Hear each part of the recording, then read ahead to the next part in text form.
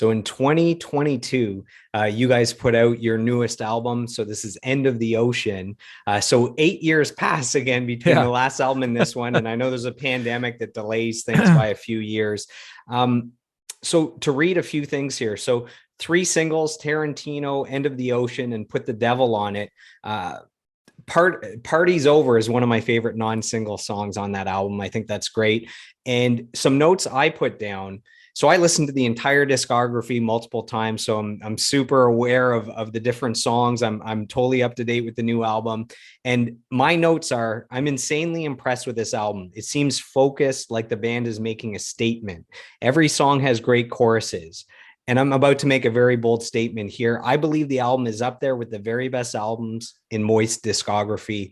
Do you agree? Yes, I do, for sure. I love that record. And it was and I knew immediately. So just to rewind a hair, I rejoined the band when we were doing a 25th. They decided to do a 25th anniversary tour for the band, and Mark and I went out for drinks in Toronto. And he was like, "Hey, do you want to rejoin the band?" And I was like, "Yeah." I was like, at that point, my son was, like I say, he was 8 then, so he was definitely getting up there in age. Didn't require me as much, but as soon as we did that tour, the writing started immediately, and it felt like we had fresh, fun things to do, and yeah, the record came together in a remarkable way. And the funny thing about it was actually very much a pandemic record. We recorded the beds in Toronto in the second week of March of 2020, which everyone will remember was The the worst month year the ever. yeah, exactly. The week the world shut down, and we were in there at Revolution Sound, and we were watching the numbers.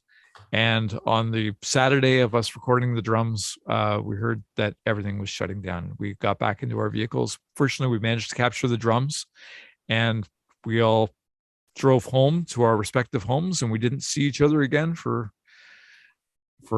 16 months or something like that. But amazingly, through the technology, Mark was producing the record, and he spearheaded the whole thing from his home studio. Whenever he required a bass part or a background vocal or a keyboard part or David's vocals or whatever, we would record it in our own home studios and fire it back to him. And the way that he put the thing together is masterful. The record sounds incredible, and yeah, he did an incredible job. So yeah, so thank you. I'm glad that I hope more people hear it, and that's part of the reason why I'm so happy to do podcasts like this, to make people aware of the fact this record is I think worth listening to.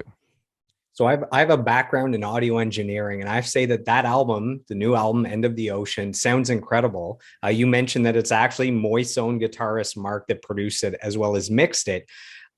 My question is, did you pay Mark? Did you slide Mark an extra 20 under the table to have your bass right up front in the mix? Because it is right there. You can sink your teeth into that bass. Well, Mark and I have known each other for a long time, and we've lived together for many of those years. And there was this one time where, well, I shouldn't say too much, but let me just say that I helped him get rid of a body, and I've been holding that over his head forever. And I thought, you know what, that time that I helped you dispose of This that is a body, true I'm deep dive episode where we are I'm yeah. going under the rocks, Yeah, I told you there's finding no. the bodies. I think I might have told you that there's no bodies in the That backyard. And was a that's lie because until we're that's live. well, no, it's not in the backyard. It's somewhere else. So, yeah.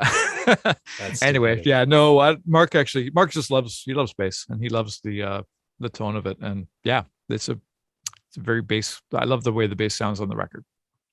So during the dark times of that first year of the pandemic, how good did it feel to release a new album and put something positive, you do something productive by releasing an album? I felt amazing, and we had to come up with a creative way of getting videos out there as well, and we managed to release 4 videos without the band actually having to show up to a video shoot. And the first one for Tarantino was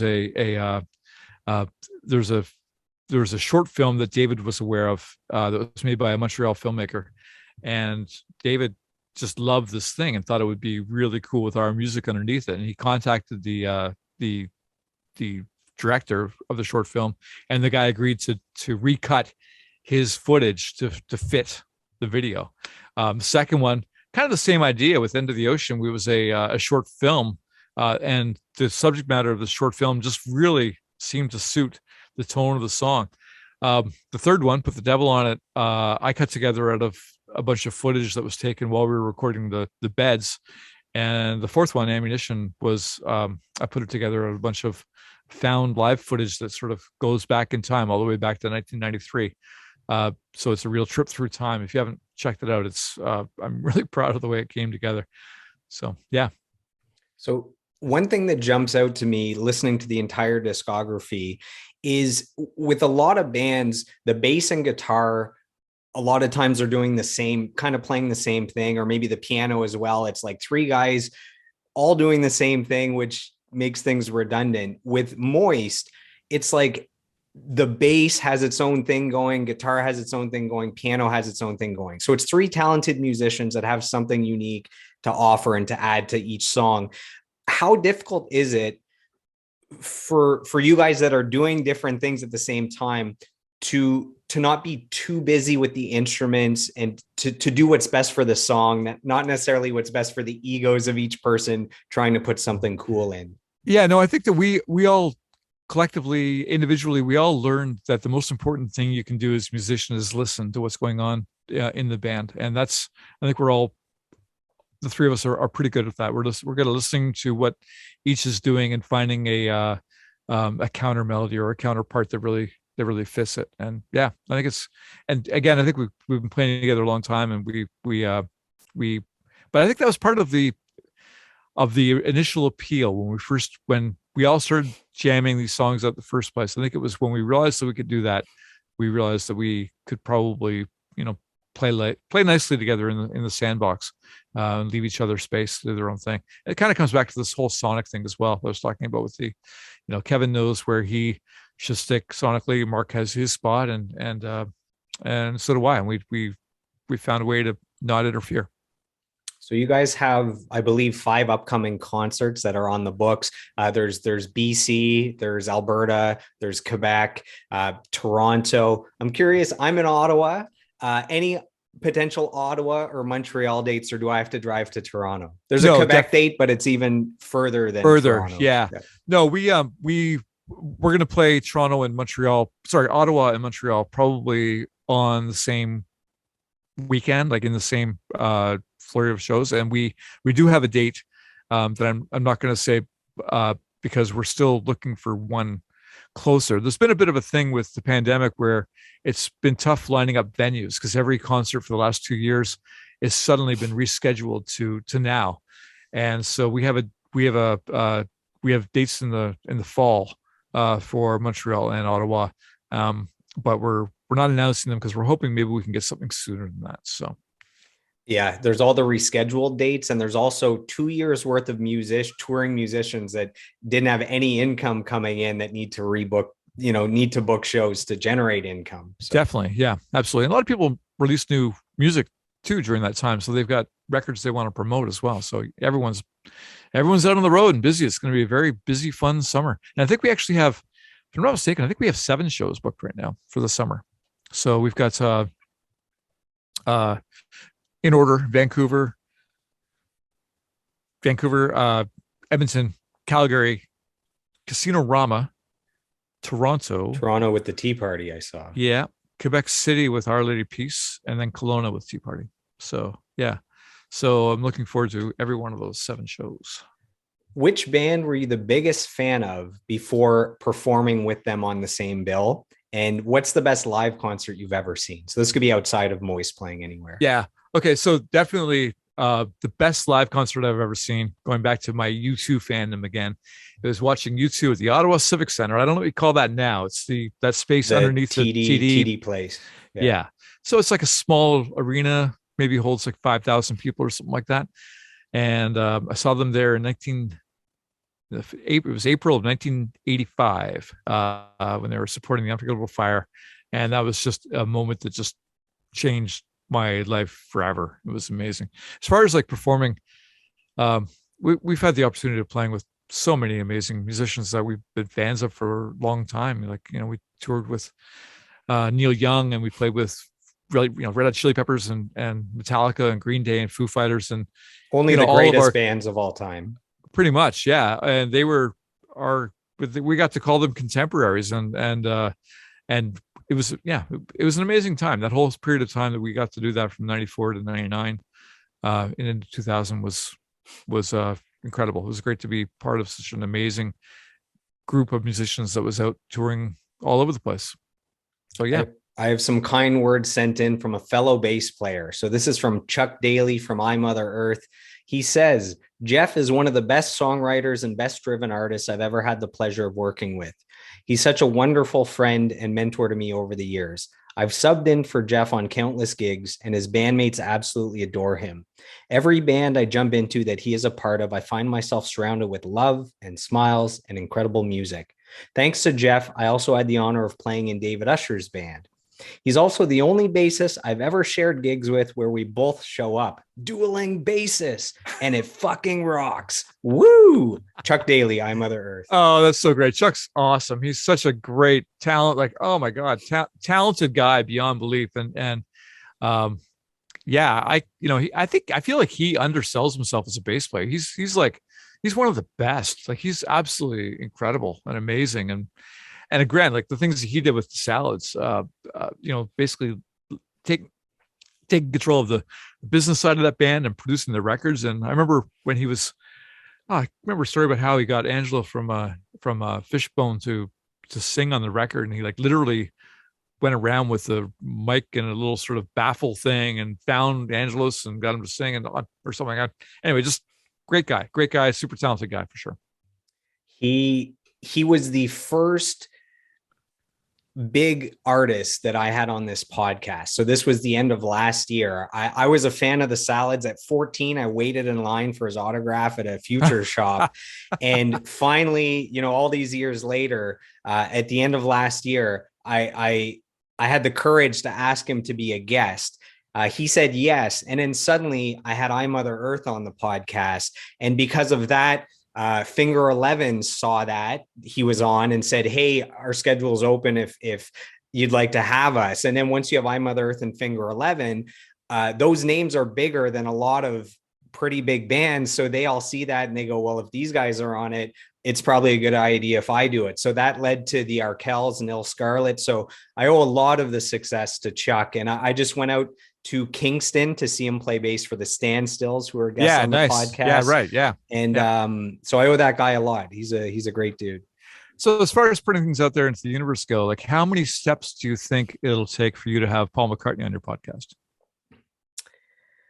You know what? I'm an optimist as well, and I dream big. So I think it's possible I could get him, but it is absolutely for sure. But yeah. Can I just go into my contacts and call my old pal Paul? I don't know. We'll see. No, not yet. But when he's on the podcast, you will be the first one I will contact when I have his date scheduled on the books. Yeah, please. That's great. I've got some words to I have some complimentary words. He probably hasn't heard many compliments in his career, but I've got some nice things to say about his bass playing. Yeah, I'm sure he doesn't have any yes men around him, but no, not at all. So you actually, this was brought to my attention by Chuck. So you work with a company that uses music themed programs for team building. And Chuck provided another quote I'll read, which ties into this. So Chuck says, I've only seen him do it one time, but I know he does it at universities quite a bit. The time I saw him present was for a corporation. It may have been Nestle.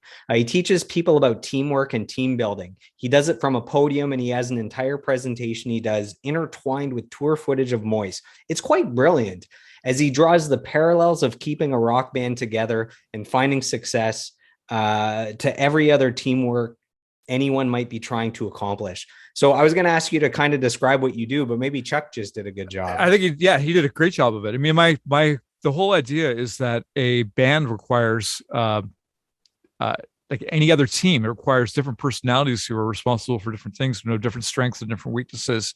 And the success of Moist was based on that.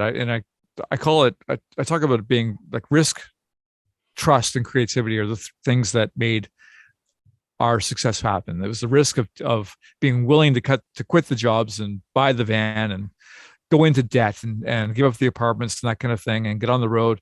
It was the creativity of coming up with ideas like the Push video and the songwriting and Mark's guitar thing in Push and all that kind of stuff.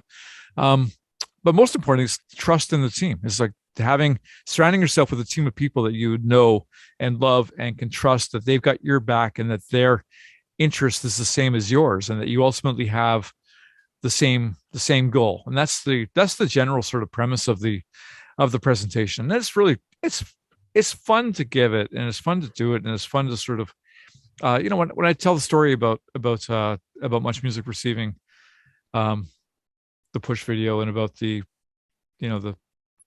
sales of the record increasing with every 1,000 miles on the tour, I found myself getting a little choked up, because it was a very important moment in my life. And there was some times in the beginning with this band where we did not know how we were going to make it. We didn't know.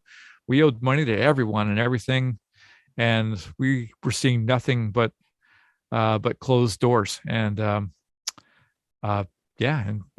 yet, whenever we saw a patch of light, we would elbow our way in and make it big enough for us to get the van in, basically. So yeah. So as we approach the 2-hour mark of the conversation here, are you okay if we do rapid fire questions, just for a few questions? Hit me. Yep. Hit me. All right. Do your kids think of you? Do they think their dad is a rock star, or are you just some schmuck at home that puts food on the table? Schmuck, for sure. Yeah. I think Charlie, who's 11 now, when he was 8, he went and saw the first show back that I did with Moist, which was playing with the band live in Quebec City. So it was about 15,000 people there. And I think he was a little bit surprised and slightly in awe at the sort of the spectacle of it, just the hugeness of it, because he'd heard about Dad being in a band, but he hadn't really witnessed it.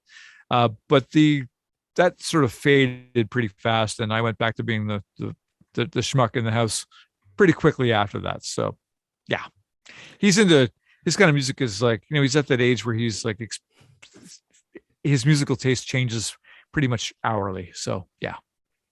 It's Justin Bieber versus Moist. It's a tough sell. Yeah, it's actually funny. I'm grateful he's not into the Biebs yet. Although, I mean, I like the Biebs, but the Biebs will get you if you give them. Oh yeah, for sure. Right now, he's into actually a metal band from Sweden called Sabaton right now, which is like it's all songs about war. He's 11 years old, so war is pretty important in his list of passions. So yeah, he can relate somehow. That's a powerful shout out to Sabaton right there. Yeah. What would you say are your all-time favorite albums? I don't know, maybe top 3, top 5, whatever just comes to mind. Yeah, okay, so you two were Rush Moving Pictures and Waterboys, Pagan Place. When you first started, could you have ever imagined? And Rheostatics Whale Music. Sorry, Rheostatics Whale Music is my absolute all-time favorite. If I could change my mind every second, but Rheostatics Whale Music, that's my final answer. Sticking with it. Those poor guys almost missed that shout out. So we got it in there. When you first started, could you ever have imagined the level of success you've achieved with Moist? No, definitely not, for sure. But it was something we hoped for, but at the same time, no, actually, that's not true. I was imagining being a rock star from the time that I was daydreaming in my, grade 9 homeroom. So it didn't feel the same way that I imagined it feeling when I was actually in it. But yeah, no, I definitely imagined it for sure. Not that I'm still grateful though. Do you have any musical dreams that have yet to come to fruition?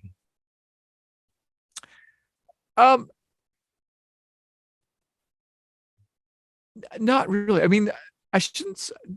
Not specifically. I still keep on wanting to write great songs, and maybe at some point I'll write the great Canadian musical. I've seen over the pandemic, I saw Hamilton and Come From Away, and I'm enamored by the people who can put together pieces of work like that. And I'd love to try that sometime, but whether or not I'll ever get to it. You got to have hockey and igloos and, Don Cherry and other things in it. Absolutely. For sure. Yeah. Yeah. When you look back on your life and your career, what are you most proud of and most grateful for? I'm most grateful for the guys in the band.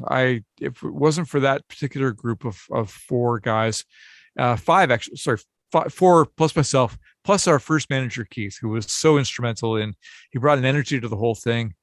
And yeah, I have nothing but gratitude they've been my best friends for literally 3 decades now, and I've got nothing but, particularly Mark, because Mark is like, he was my first band mate, and he's been with me longest, and That's your longest relationship right there. pretty much. And actually, funnily enough, and Graham, who I mentioned earlier, who introduced me to, who's now the band manager as well. So, but Kevin and I've got super great love for Kevin, and I love David, and just I've nothing but gratitude. If you could sit down for a conversation with anyone, living or dead, who would it be? Oh man. Um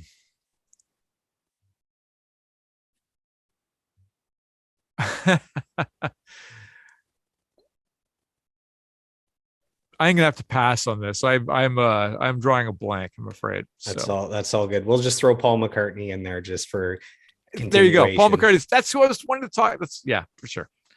Perfect. What's got you most excited right now? Well, right now, honestly, the thing that's most exciting is the prospect of live music happening again everywhere and everything, and doing events, getting back to doing corporate events and team building events and that kind of stuff. It's just, I think I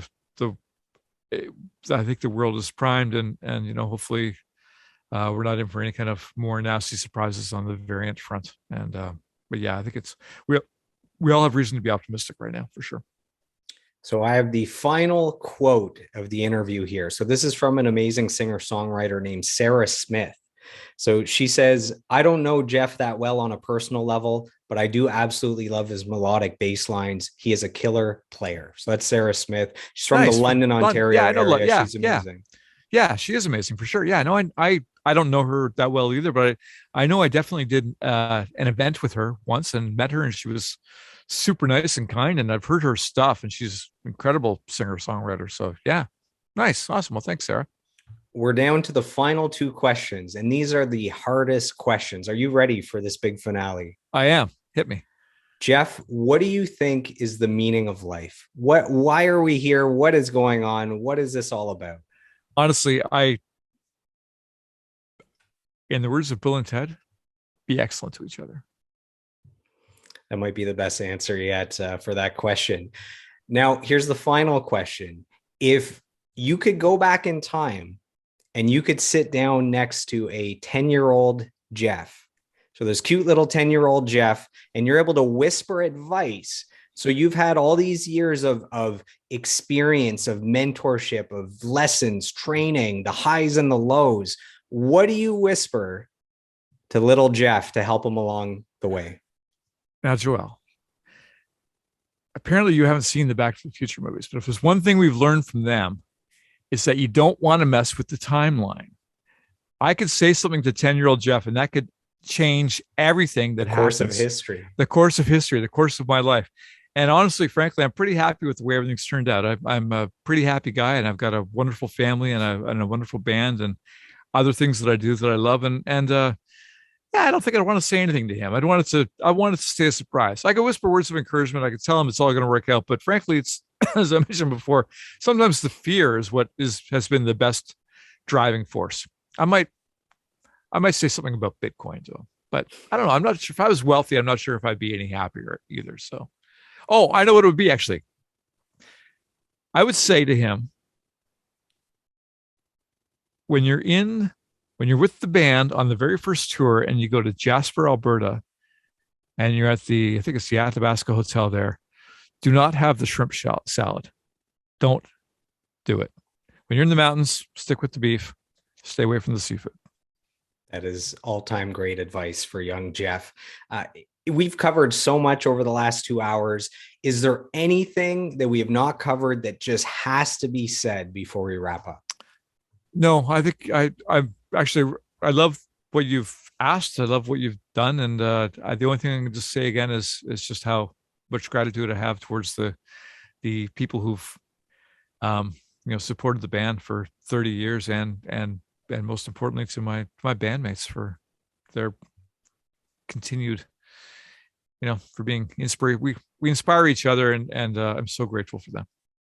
So where can our listeners go if they want to learn more about Moist, or whether they want to find the music, or if they've checked out the interview and they want to reach out to you, maybe slide into your DMs and say, hey, I love the interview or whatever, where can they find you online? Maybe Instagram, maybe Facebook? You can find me on Facebook at my handle is Rockstar Live Canada. Rockstar Live is the karaoke band that I have with Jerry Finn, who you read a quote from before. We do a live band karaoke thing, which is so much fun, and we do it for corporate events and that kind of stuff.